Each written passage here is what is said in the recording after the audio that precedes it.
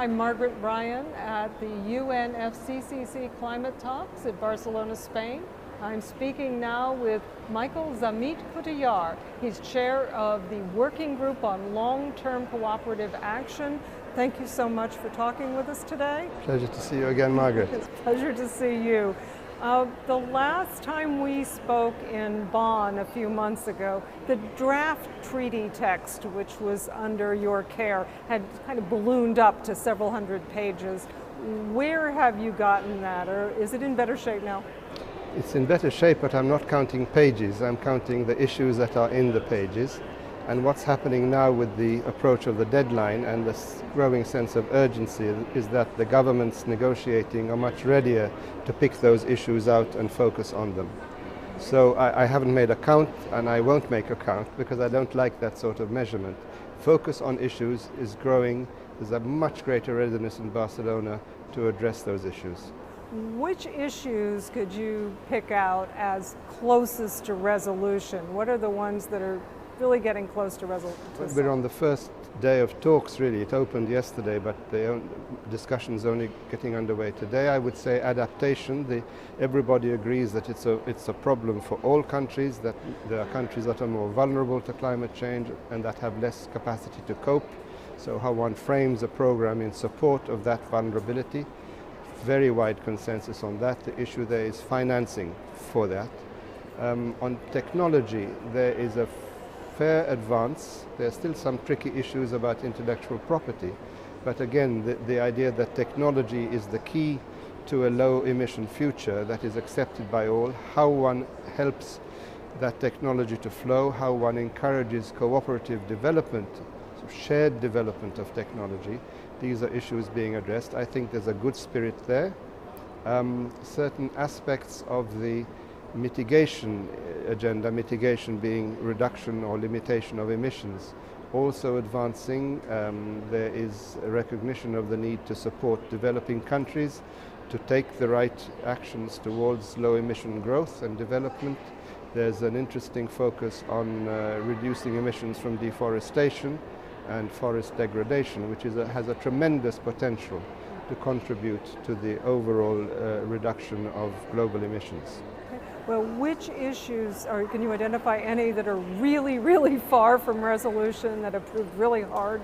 Far from resolution, I put it another way. I'd say there are a couple of issues which are extremely tough, which is where countries really have to put something on the line and where we will not have a result until the last moment. These are the level of ambition of individual countries' mitigation efforts or commitments. I include in there the USA, which is still working its way through the Senate. EU and Japan and some other countries have put numbers, but they are conditional upon others, therefore conditional on the USA. That's one side of that. Secondly, the effort, the ambition of countries like China or Brazil, countries that have a lot to offer, but being developing countries will not do it in the same way as developed. And thirdly, the issue of finance. I mentioned finance, but that's always hard. Cash on the table and an aspiration to a certain level of cash in the future. Cash on the table, I think, will come, but we're working on the scale and the governance of substantially increased funds in the future, in 10 years' time or so. One issue that really arose to prominence sort of at the end of the Bangkok talks was the issue of the agreement being legally binding. Could you tell us a little bit about that one? There are very different views on that.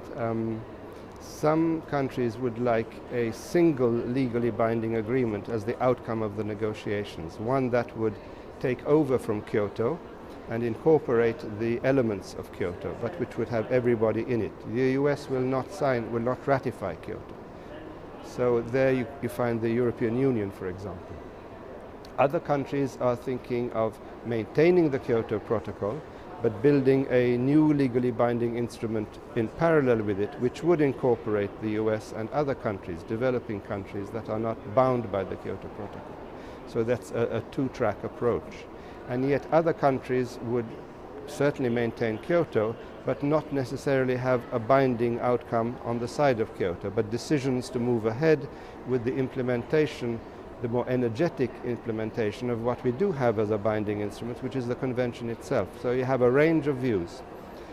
On top of that now, and this is where I come into the picture as the chair, I am expressing the view that whether or not you want a treaty as an outcome, 1 or 2 treaties, there will not be time to have a treaty in all its detail drawn up for adoption on the 18th of December in Copenhagen.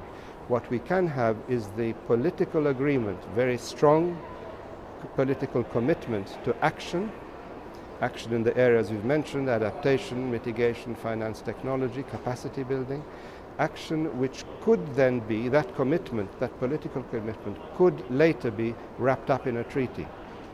So the thought I have in mind does not exclude a treaty, but does not seek to tie it all down in the next few weeks. It's a pragmatic judgment. It's not a wish. It's a pragmatic judgment. So you think that is a practical to hope for? Definitely, yeah. Definitely. It's within our grasp, and I can sense the pressure building up towards it. Well, Michael Zammit-Cutajar, thanks so much for sharing your ideas with us today. Thank you, Margaret. I'm Margaret Ryan in Barcelona, Clean Skies News.